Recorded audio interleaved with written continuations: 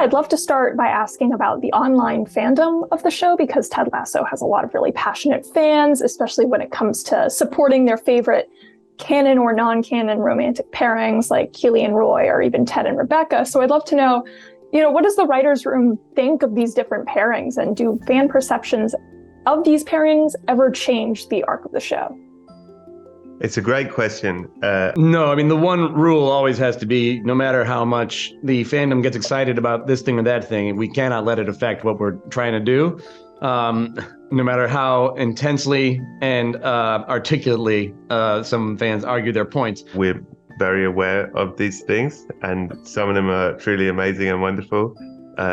But, Jason had a very clear vision of what the story is, and the story hasn't wavered based on fan reactions or things like that. So it just becomes it's a kind of two-headed thing of one, it's amazing and it's fun to see and lovely, and on the other hand you have to block it out to be able to creatively fulfill the vision. It's just all of a piece of the incredible reaction to this show. People just care about it, and they have emotions about it, and their emotions take them to unpredictable places, and all I can do is be thankful and respectful of their desires, while certainly not doing anything to actually consummate them.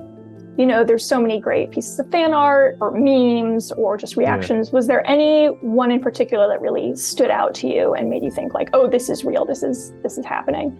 There's a woman on Twitter called Dr. M, and she makes these videos that are like edits of Ted Lasso and set to music. And they usually have a theme or a sort of mini arc in them.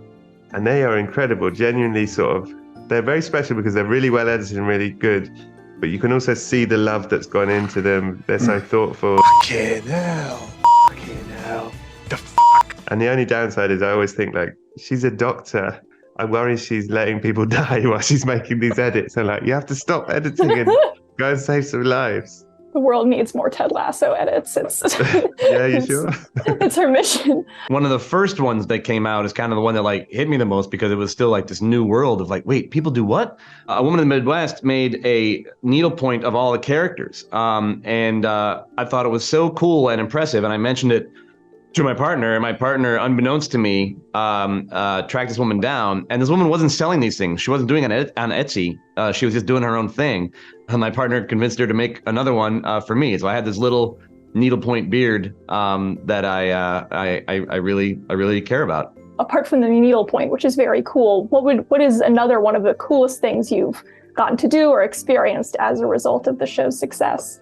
I will always cherish that I got to play Jeopardy because of this show. Let's go over to Brendan. I've wanted to play Jeopardy all my life. In fact, a couple years ago, I actually finally passed the test and got into the actual contestant pool. This was after we'd filmed season 1, but before it had come out. So, and when you get in the contestant pool, then you have to wait a year and a half, and maybe they'll call you, maybe they won't. And it doesn't help if you keep leaving the country for months at a time. And they finally didn't select me, and I'm like, oh, well, I guess I'll never be on Jeopardy. And then they called me. That was a literal dream come true. Hands down, it was Sesame Street. Hello there. Tamir and I are baking cookies. Sesame Street was the best day of my life. You don't walk onto set until you start, as in you do your makeup, you do costume, you do all that. So you don't see it before you start filming. And they have a box of tissues by the door because most people burst into tears when they arrive on Sesame Street. And it's just so fucking wonderful. I was really nervous because I was like, if this is bad, this is going to ruin my childhood. It's going to, I'll be really upset that I went to Sesame Street. It was shit, Yeah. But it was so good.